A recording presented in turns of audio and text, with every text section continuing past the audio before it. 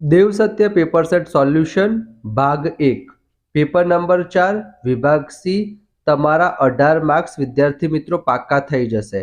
विभाग सी में विद्यार्थी मित्रों आपणे 9 मांथी केटला प्रश्नों लखवाना छे? 6 प्रश्नों लखवाना छे 3 मार्क्सना। तो तमे शुं करशो विद्यार्थी मित्रों? त्रीजा चेप्टरना 2 दाखला लखवाना। एना पछी विद्यार्थी मित्रों आपणे शुं करीशुं?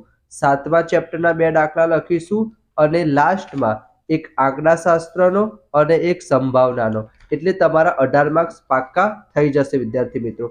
આજે આપણે શું જોવાના છીએ? ત્રીજા ચેપ્ટરના 2 દાખલા જોઈશું અને વિદ્યાર્થી મિત્રો આપણે 7મા ચેપ્ટરના 2 દાખલા જોઈશું જે તમારી પરીક્ષામાં 100% પૂછાશે। દેવ સત્ય પેપર સેટ સોલ્યુશનની આપણે અલગથી પ્લેલિસ્ટ પણ બનાવેલી છે, તમે બધા જ વિડીયો જોઈ લેશો તો તમારા પૂરેપૂરા માર્ક્સ આવશે। ચલો, સૌથી પહેલા વિદ્યાર્થી મિત્રો અહીંયા આપેલા છે બે સમીકરણ અને એને વિદ્યાર્થી મિત્રો આપણે આદેશની રીતના સોલ્વ કરવાના છે।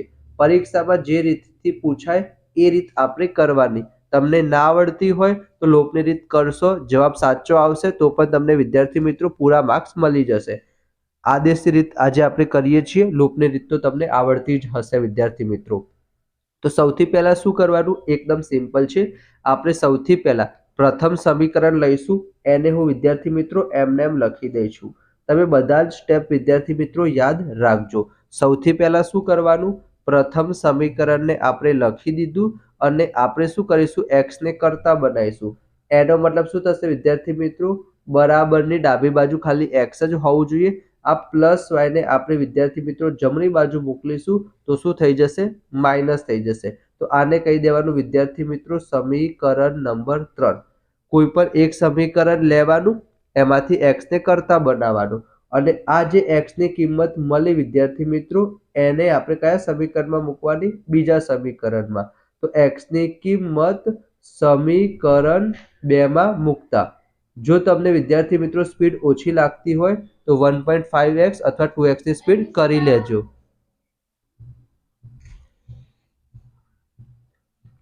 x ની કિંમત સમીકરણ 2 માં મૂકતા બરાબર। તો બીજું સમીકરણ શું છે વિદ્યાર્થી મિત્રો? x - y બરાબર 4।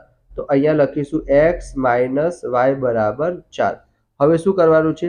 આ વિદ્યાર્થી મિત્રો x ની કિંમત શું છે? 14 - y। તો અહીંયા વિદ્યાર્થી મિત્રો x ની જગ્યાએ આપણે શું લખીશું? 14 - y અને આ માઇનસ y વિદ્યાર્થી મિત્રો m ના m બરાબર 4 બરાબર। આના કરતા ઈઝી વિદ્યાર્થી મિત્રો કઈ ના પૂછાય, બહુ જ સિમ્પલ હતું। હવે વિદ્યાર્થી મિત્રો આ 14 ને આપણે ડાબી બાજુ લઈ જઈએ। હું અહીંયા ડાયરેક્ટ લખું છું -y કેટલા થઈ જશે? -2y થઈ જશે। 14 પેલી બાજુ જતા રહેશે તો -14 થઈ જશે। 4 માંથી 14 જાય વિદ્યાર્થી મિત્રો તો જવાબ શું આવશે? -10 આવશે। તો y બરાબર શું થઈ જશે? 2 પંચા 10। હું થોડુંક વિદ્યાર્થી મિત્રો ડાયરેક્ટ લખું છું પણ તમારે એક સ્ટેપ વધારે લખવાનું। -2 નીચે જતા રહેશે, માઇનસ માઇનસ પ્લસ થઈ જશે, 2 પંચા 10। તો y ની કિંમત 5 મળી ગઈ। એ y ની કિંમત આપણે સમીકરણ 3 માં મૂકવાની।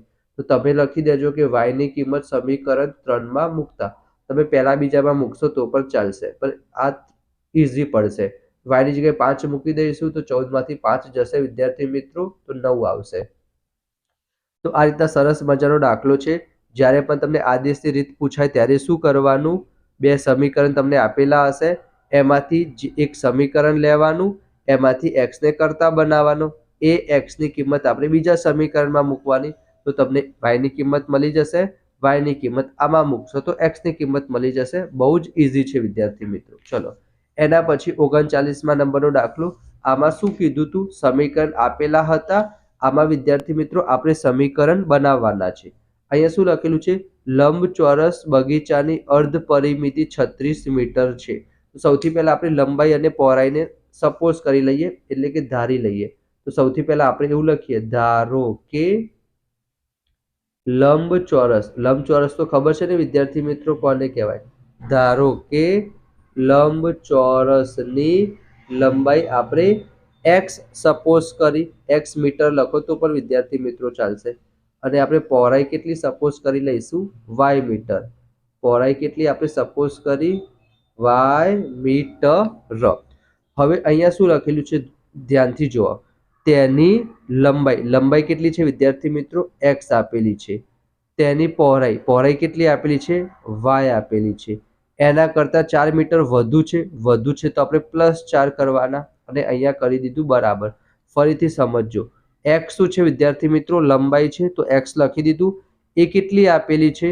પહોળાઈ કરતાં 4 મીટર વધુ, એટલે પહોળાઈ આપણે y સપોઝ કરી છે, તો એમાં 4 ઉમેરી દીધા. એમ કીધું હોત કે 2 વધારે છે તો આપણે +2 કરત. એમ કીધું હોત કે 3 ઓછી છે તો આપણે -3 કરત. બરાબર.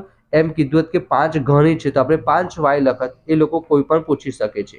હવે વિદ્યાર્થી મિત્રો y ને આ બાજુ આપી દઈએ તો શું થઈ જાય? x - y બરાબર 4. આ +y આ બાજુ આવી ગયા એટલે -y થઈ ગયા. આને આપણે શું કરી દઈએ વિદ્યાર્થી મિત્રો? સમીકરણ નંબર 1. હવે 2 સમીકરણ આપણે જોઈએ વિદ્યાર્થી મિત્રો, લોપની રીત અથવા આદેશની રીત કરવી હોય. હવે બીજું સમીકરણ શું બનાવીશું? તો આપણને ખબર હોય વિદ્યાર્થી મિત્રો કે લંબચોરસની પરિમિતિનું સૂત્ર શું થાય? લંબચોરસની પરિમિતિનું સૂત્ર શું થાય વિદ્યાર્થી મિત્રો? પરિમિતિ તો તમને ખબર જ હશે. જો ના ખબર હોય તો એક વખત હું તમને અહીંયા સમજાવી દઉં. પરિમિતિ કોને કહેવાય? બધી બાજુનો સરવાળો વિદ્યાર્થી મિત્રો. જેમ કે અહીંયા આપણે એક સરસ મજાનું લંબચોરસ દોરી દઈએ. આ લંબચોરસ થઈ ગયું. આ લંબાઈ x, તો સામેની બાજુ કેવી હોય? સરખી હોય, તો આ પણ x થાય. આ પહોળાઈ y, તો આ પણ શું થશે વિદ્યાર્થી મિત્રો? y થશે. સામેની બાજુ સરખી હોય તો x કેટલી વખત છે વિદ્યાર્થી મિત્રો? 2 વખત. તો 2 વખત x લખી દઉં અને y પણ કેટલી વખત લખું? 2 વખત લખું. તો 2 વખત x એટલે 2x, 2 વખત y એટલે 2y. બંને બાજુથી 2 આપણે કોમન લઈ લઈએ તો શું વધશે? x + y. આ શું મળી ગયું આપણને? લંબચોરસની પરિમિતિ મળી. એટલે કે બધી બાજુનો સરવાળો કર્યો. પણ અહીંયા વિદ્યાર્થી મિત્રો અર્ધ પરિમિતિ, અર્ધ એટલે અડધી પરિમિતિ આપેલી છે, તો આને આપણે 2 વડે ડિવાઈડ કરી દઈએ તો 2 2 કટ થઈ જાય. તો શું વધશે? ખાલી x + y. તો તમે ડાયરેક્ટ યાદ રાખશો તો પણ ચાલશે કે લંબચોરસની અર્ધ પરિમિતિનું સૂત્ર શું આવશે? x + y આવશે. તો અહીંયા હું લખી દઉં x + y બરાબર અર્ધ પરિમિતિ કેટલી આપેલી છે? 36 આપેલી છે. તો અહીંયા આપણે શું લખી દઈશું વિદ્યાર્થી મિત્રો? 36 લખી દઈશું અને આને કહી દઈએ આપણે સમીકરણ નંબર 2. હવે આપણે લોપની મદદથી સોલ્વ કરી દઈએ. માઇનસ પ્લસ કટ થઈ જશે. x + x 2x થશે. 36 ને 4 40 થશે. 2 ક્યાં જતા રહેશે વિદ્યાર્થી મિત્રો? છેદમાં જતા રહેશે આ પ્રમાણે. તો 40ના અડધા કેટલા થશે વિદ્યાર્થી મિત્રો? 20 થશે. x આપણે શું સપોઝ કર્યું હતું? લંબાઈ. તો લંબાઈ કેટલી મળી? 20 મળી. હવે આને આપણે કોઈ પણ ઇક્વેશનમાં મૂકી દઈએ. પ્રથમ ઇક્વેશનમાં મૂકીએ. શું આપેલું છે? x - y બરાબર 4. x ની જગ્યાએ કેટલા મૂકવાના? 20 મૂકવાના. તો 20 - y બરાબર 4. આ -y આ બાજુ આવશે તો +y થઈ જશે અને આ +4 આ બાજુ આવશે તો -4 થઈ જશે. તો 20 માંથી 4 જાય તો વિદ્યાર્થી મિત્રો કેટલા આવશે? 16 આવશે. આપણે એથી ડાયરેક્ટ ખબર પડી જ જાય. તો લંબાઈ કેટલી આવી ગઈ? 20 મીટર આવી ગઈ. પાછળ તમારે એકમ લખી દેવાનો. અને પહોળાઈ કેટલી આવી ગઈ? 16 મીટર આવી ગઈ. તો અહીંયા તમે લખી દેજો લંબચોરસની લંબાઈ બરાબર 20 મીટર, લંબચોરસની પહોળાઈ બરાબર 16 મીટર. એ તમારા 3 માર્ક્સ એકદમ પાક્કા થઈ જાય. આદેશની રીત પર આપણે જોઈ લીધી, લોપની રીત પર આપણે જોઈ લીધી, સમીકરણ બનાવતા પણ શીખી ગયા. આ વિડીયો તમને પસંદ આવ્યો હોય, આ 2 દાખલા જો તમને મજા આવી ગઈ હોય તો વિડીયોને લાઇક કરી દેજો, ચેનલને સબસ્ક્રાઇબ કરી દેજો. તો આપણે મળીશું નેક્સ્ટ વિડીયોમાં. ત્યાં સુધી જય હિન્દ, જય ભારત, જય Shri Ram. Thank you so much.